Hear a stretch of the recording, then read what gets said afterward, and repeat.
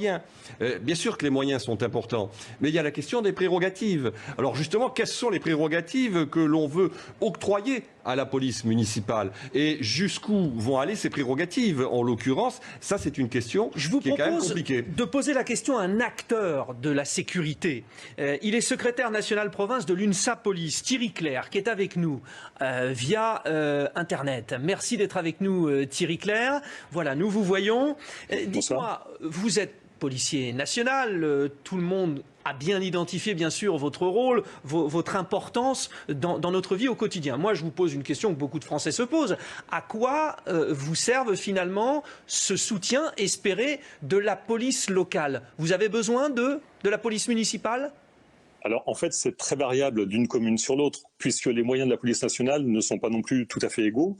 Vous êtes dans certaines grandes circonscriptions, il y a suffisamment de véhicules et d'équipages de police de la police nationale, notamment pour arriver en renfort sur des différents familiaux, des violences qui peuvent se traduire. Or, dans des communes beaucoup plus petites, de moyenne taille, nos collègues peuvent faire appel éventuellement à la police municipale pour venir ne serait-ce qu'en soutien lors d'interventions qui pourraient dégénérer. Et cet apport, ces équipages, en tout cas de police municipale, qui se dirigent, qui viennent sur place, sont un soutien quand même qui n'est pas négligeable. Après, le débat, et depuis, vous l'avez dit tout à l'heure, faut-il savoir jusqu'où est-ce qu'on va? Parce que donner plus de prérogatives aux polices municipales et donc aux policiers municipaux, c'est également aller dans le cadre des compétences judiciaires. Est-ce qu'on est prêt aujourd'hui à donner des compétences judiciaires aux polices municipales davantage? C'est-à-dire, est-ce qu'on souhaite que les policiers municipaux deviennent des agents de police judiciaire à l'article 20 du CPP, ce qui poserait un certain nombre d'autres problèmes. Il y a aujourd'hui un certain équilibre qui se passe dans les communes, rien n'est parfait, mais je veux dire, les choses se sont bien améliorées. Le débat entre police nationale, police municipale faisait vraiment débat, un de vos interlocuteurs l'a dit tout à l'heure, entre différents partis politiques. Aujourd'hui, les choses sont atténuées. Il y a les contrats locaux de sécurité. Je pense que tout le monde travaille ensemble. Il s'agit de poser quand même les choses sereinement sur la table et de ne pas casser, en tout cas, la philosophie aujourd'hui qui existe entre le rôle, le champ de compétences de la police nationale et des acteurs de la police municipale. Thierry Clerc, restez bien avec nous. C'est comme finalement si vous étiez assis autour de la table, parce que nous avons plein de questions à vous poser. Thierry Clerc, secrétaire national province UNSA Police, est avec nous. Thierry Clerc, ça c'est un fléau. Alors, vous allez nous le confirmer pour vous, pour vos services, pour vos collègues, pour nous aussi, les habitants, puisqu'on a tous quelque part un lieu où on habite et un lieu où on est confronté à ce problème. Aujourd'hui, ça c'est un cas de figure typique de la problématique pour travailler, pour vous.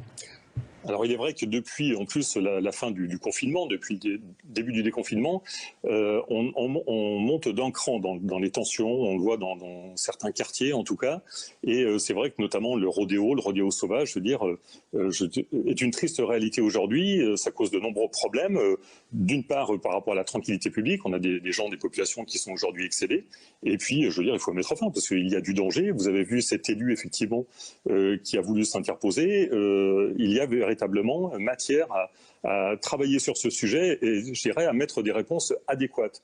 Alors à Thierry Clerc, concrètement, il y a une loi, alors je crois aux États-Unis, en Grande-Bretagne, où le policier a la possibilité d'aller au contact direct de roue à roue pour faire trébucher le responsable de cette incivilité. Je ne sais pas comment l'appeler. Bref, vous m'avez compris. Vous, aujourd'hui, vous êtes d'accord, vous ne pouvez pas le faire, donc intervenir directement sans qu'il y ait de dommages collatéraux, c'est quasiment impossible, on est d'accord?